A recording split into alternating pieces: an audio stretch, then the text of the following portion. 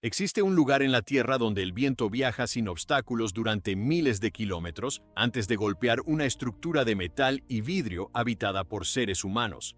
Un lugar donde la temperatura puede caer a 80 grados bajo cero, donde el sol no aparece durante 6 meses seguidos, donde el suelo es hielo comprimido durante 2 kilómetros de profundidad y donde, a pesar de todo eso, hay personas viviendo, investigando, comiendo, durmiendo y trabajando en este momento.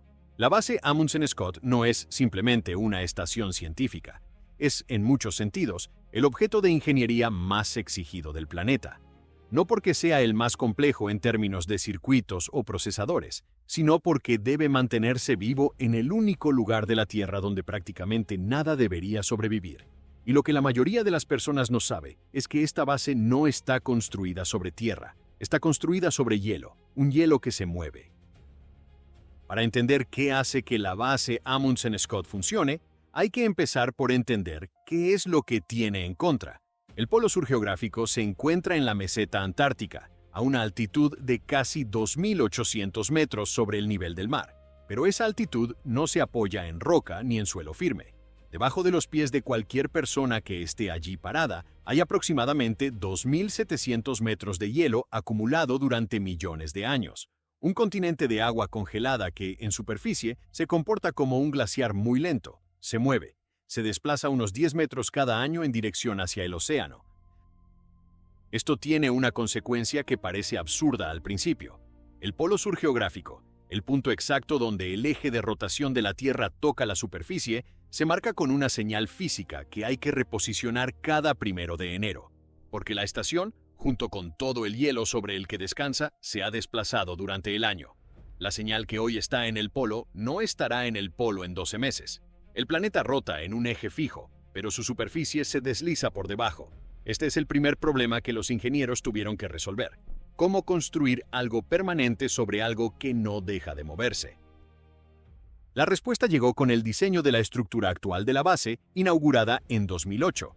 A diferencia de las construcciones anteriores, que el hielo terminaba literalmente devorando, enterrando bajo metros de nieve acumulada, la nueva estación Amundsen Scott está elevada sobre pilotes de acero, columnas verticales que la mantienen suspendida a varios metros por encima de la superficie del hielo. Pero no son pilotes estáticos, son pilotes hidráulicos, ajustables. Cada cierto tiempo, cuando la nieve acumulada debajo amenaza con alcanzar la estructura, los pilotes se elevan. La base sube. El hielo sigue su camino. La estación se mantiene. Es una ingeniería que no lucha contra el entorno. Lo acepta y se adapta a él. Pero el problema del movimiento del hielo es, en cierto sentido, el más fácil de los desafíos que enfrenta esta base, porque el frío es otra categoría de problema completamente distinta. En el Polo Sur, el frío no es solo una cuestión de temperatura, es una cuestión de energía. Cada objeto, cada superficie, cada milímetro de metal expuesto al exterior está en un estado de pérdida constante de calor. La física no negocia. El calor fluye siempre desde donde hay más energía hacia donde hay menos, y afuera de la base hay casi nada. El diferencial térmico entre el interior de la estación, mantenido en torno a los 20 grados centígrados, y el exterior en invierno, puede superar los 100 grados. 100 grados de diferencia separados, en algunos puntos, por apenas unos centímetros de material aislante.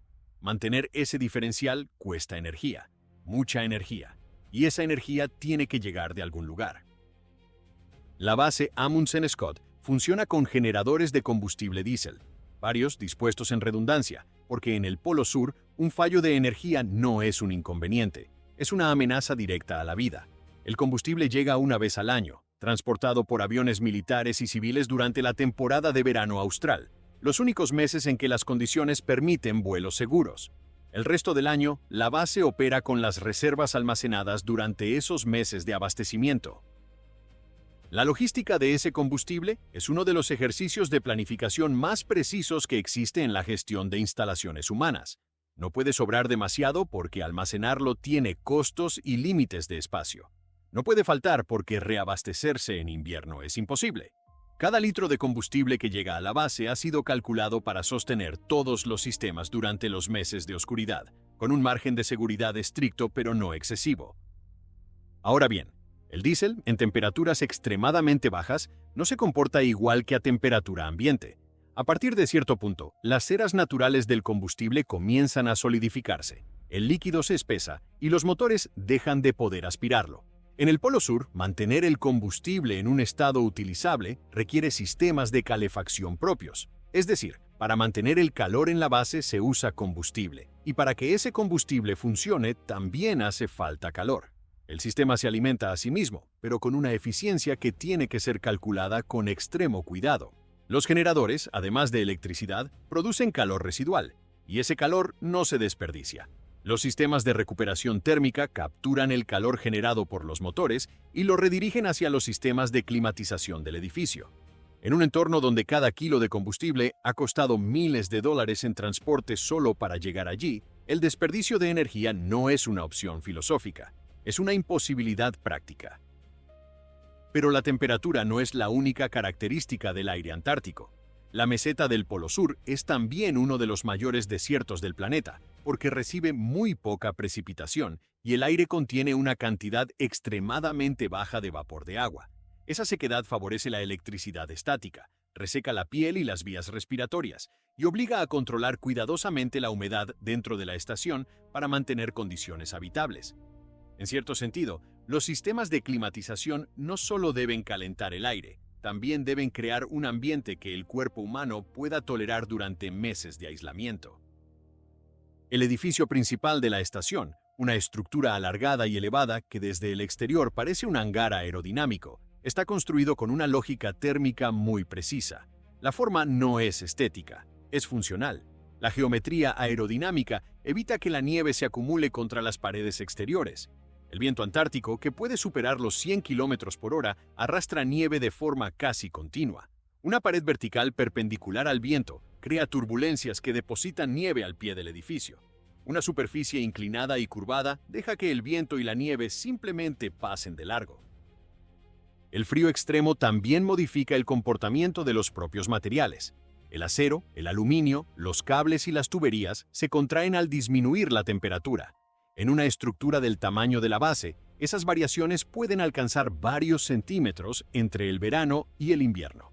Los ingenieros deben prever ese movimiento al diseñar uniones, soportes y juntas de dilatación, evitando que las tensiones acumuladas provoquen deformaciones o fallos mecánicos. En un entorno donde la temperatura puede variar más de 60 grados entre estaciones, incluso las dimensiones de los materiales se convierten en un factor de diseño. El interior está organizado en zonas con distintos niveles de aislamiento térmico. Las áreas de trabajo e investigación están en el núcleo del edificio. Los espacios de almacenamiento y los sistemas técnicos están en la periferia. Es una distribución que minimiza la exposición del calor humano a las pérdidas exteriores, concentrando la energía donde más se necesita. Y luego está el agua. En el Polo Sur, el agua líquida no existe en el entorno. Todo es hielo. Obtener agua para beber, cocinar, ducharse y mantener los laboratorios requiere derretir nieve y hielo de forma continua.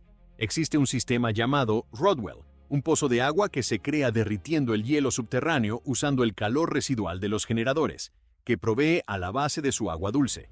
El principio es elegante. El calor que de todas formas se genera al producir electricidad se usa para excavar, literalmente, un depósito de agua dentro del hielo. El agua se extrae, se purifica y circula por toda la estación. Pero el Rodwell no es permanente. Con el tiempo, la cavidad de agua va creciendo y cambia de forma impredecible. Los ingenieros tienen que monitorearlo, conocer su geometría aproximada y planificar la transición a un nuevo pozo antes de que el actual llegue a sus límites operativos. Es otra ingeniería de adaptación, no construir algo que dure para siempre, sino construir algo que funcione mientras sea necesario y que pueda reemplazarse. El aire que respiran las personas dentro de la base también requiere gestión activa. A 2.800 metros de altitud, la presión atmosférica ya es significativamente menor que a nivel del mar, pero el Polo Sur presenta un fenómeno adicional. En invierno, el vórtice polar antártico concentra el aire frío sobre el continente, y esto reduce aún más la presión atmosférica local. El efecto fisiológico es comparable a estar a más de 3.000 metros de altitud. Los investigadores que llegan a la estación necesitan días para aclimatarse. El cuerpo humano, en esas condiciones, trabaja más para oxigenarse. y las personas que van por primera vez al Polo Sur a menudo experimentan síntomas de altitud moderada durante sus primeras semanas. La ventilación de la estación tiene que gestionar ese aire con cuidado, renovarlo para mantener el oxígeno disponible, pero sin perder el calor que costó tanto generar. Los intercambiadores de calor en los sistemas de ventilación recuperan la mayor parte de la energía térmica del aire que sale antes de que salga y la transfieren al aire frío que entra. Es un intercambio físico directo, dos corrientes de aire separadas por una pared metálica conductora, una saliendo caliente, otra entrando fría, y el calor pasando de una a otra sin que las masas de aire se mezclen. Hay otro peligro que resulta completamente contraintuitivo en un lugar rodeado por hielo: el fuego. En una ciudad, un incendio suele poder combatirse con ayuda externa, y si causa daños, los equipos de reparación pueden llegar en cuestión de horas. En el Polo Sur no existe esa posibilidad. Un incendio que inutilizara la planta eléctrica o los sistemas principales de la estación durante el invierno podría comprometer la supervivencia de toda la base. Por eso los sistemas de detección y extinción de incendios, la compartimentación del edificio y la redundancia de los equipos críticos forman parte del diseño desde el primer día. Paradójicamente, uno de los mayores riesgos en el lugar más frío de la Tierra no es congelarse, sino perder la capacidad de generar calor. Ahora bien, hay un aspecto de la base que pocas personas consideran cuando piensan en el Polo Sur: las comunicaciones. La base Amundsen Scott está en un punto geográfico que presenta uno de los problemas más particulares de telecomunicaciones del planeta. Los satélites de comunicación convencionales orbitan sobre el Ecuador, en órbita geoestacionaria, a unos 36.000 kilómetros de altitud. Desde el Polo Sur, esos satélites están permanentemente en el horizonte o directamente detrás de él. La geometría esférica de la Tierra los pone fuera de alcance visual. Esto significa que durante décadas, la base tuvo ventanas muy limitadas de comunicación satelital, solo cuando ciertos satélites en órbitas polares pasaban sobre la estación. Hoy, la llegada de las constelaciones de satélites en órbita baja, como las que operan sobre trayectorias polares, ha comenzado a cambiar este escenario. La cobertura en el Polo Sur ha mejorado notablemente en los últimos años, y la capacidad de comunicación de la base se ha expandido de forma significativa, pero sigue sin ser comparable a lo que cualquier ciudad del mundo tiene de forma rutinaria. Esto tiene consecuencias reales para la vida en la base. Las personas que pasan el invierno en la estación, un grupo reducido de entre 40 y 50 personas durante los meses más duros, viven con una conexión al mundo exterior que es cualitativamente distinta a la de cualquier otro lugar habitado. No es solo la limitación técnica, es la experiencia psicológica de estar genuinamente desconectados, con retrasos en comunicaciones, acceso limitado a contenido, y la conciencia de que si algo grave ocurriera, no habría nadie que pudiera llegar en días ni semanas. Por eso la selección del personal que pasa el invierno en la base Amundsen Scott es un proceso que va mucho más allá de las competencias técnicas. Las agencias que gestionan la estación evalúan la estabilidad psicológica, la capacidad de trabajo en equipo bajo estrés prolongado, la tolerancia al aislamiento y la oscuridad continua. Los 6 meses de noche polar no son solo una metáfora. El sol desaparece completamente en el horizonte en marzo austral y no vuelve a aparecer hasta septiembre. Durante ese tiempo, el único ciclo de luz que existe dentro de la base es el artificial. Los sistemas de iluminación de la estación están diseñados para imitar, en cierta medida, los ciclos circadianos. Hay evidencia de que la exposición a luz de espectro específico, en momentos determinados del día, ayuda a mantener los ritmos biológicos de las personas y reduce los efectos del invierno polar sobre el estado de ánimo y la cognición. Es una ingeniería que ya no es mecánica ni térmica, es biológica. Pero quizás lo más sorprendente de la base Amundsen Scott no es ninguno de estos sistemas en particular. Es la razón por la que existe. Todo este despliegue de ingeniería, toda esta energía y logística y planificación tiene un propósito que no produce nada tangible en términos económicos. La base existe para investigar, para hacer ciencia en uno de los pocos lugares del planeta donde ciertas mediciones no pueden hacerse de otra manera. El hielo bajo la estación es un archivo, una memoria de la atmósfera de la Tierra que se remonta cientos de miles de años. Las burbujas de aire atrapadas en el hielo a distintas profundidades contienen muestras de la atmósfera de épocas pasadas. Los investigadores extraen cilindros de hielo, testigos de hielo, y analizan esas burbujas para reconstruir la composición de la atmósfera en el pasado. La concentración de gases, la temperatura, los ciclos volcánicos, la historia del clima de la Tierra con una precisión que ninguna otra fuente puede ofrecer. El Polo Sur también es uno de los mejores lugares del planeta para hacer astronomía. La atmósfera polar, fría y extremadamente seca, con una de las concentraciones de vapor de agua más bajas de cualquier lugar terrestre, es casi transparente para ciertas longitudes de onda de radiación que los telescopios necesitan detectar. El telescopio del Polo Sur, instalado cerca de la base, ha contribuido a investigaciones sobre la radiación de fondo de microondas, los ecos del Big Bang que aún se pueden detectar en el universo. Y debajo de todo, literalmente, hay otro experimento, el IceCube, un detector de neutrinos enterrado en el hielo hasta una profundidad de 2,5 kilómetros. Los neutrinos son partículas subatómicas que casi no interactúan con la materia, atraviesan planetas enteros sin rozar nada. Para detectarlos se necesita un detector enorme y transparente. El hielo polar es eso. El IceCube usa el hielo antártico como su medio de detección, buscando los rarísimos destellos de luz que un neutrino de alta energía produce cuando, por azar estadístico, choca con una molécula en el hielo. Cada destello dura nanosegundos y es detectado por sensores enterrados en miles de perforaciones. La base Amundsen Scott es, entonces, el soporte de vida de varios de los experimentos más ambiciosos de la ciencia contemporánea. Sin ella, esos experimentos no podrían funcionar.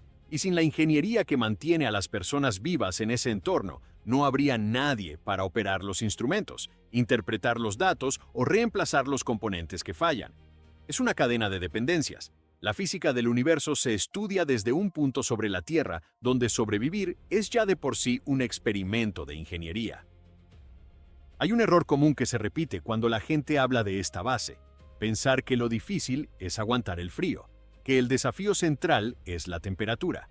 Pero la temperatura es solo el parámetro más obvio. Lo que realmente define la dificultad de operar en el Polo Sur es la ausencia de margen. En cualquier otro lugar del mundo, un sistema puede fallar, y hay tiempo para repararlo, para traer piezas, para llamar a alguien. En la base Amundsen Scott en invierno no hay aterrizaje posible. Los aviones no pueden volar con esas temperaturas y en esa oscuridad. Lo que hay en la base cuando empieza el invierno es lo que hay hasta que el invierno termina.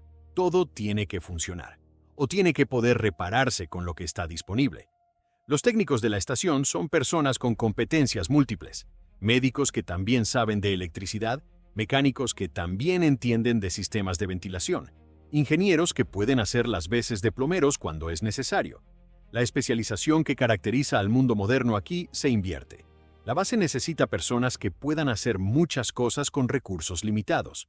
Hubo un caso real, en 1999, en el que la médica de la estación en invierno tuvo que autodiagnosticarse y comenzar a tratarse un cáncer de mama durante los meses en que ningún avión podía llegar. Eso resume, mejor que cualquier cifra técnica, la naturaleza del desafío. La distancia del Polo Sur no se mide solo en kilómetros.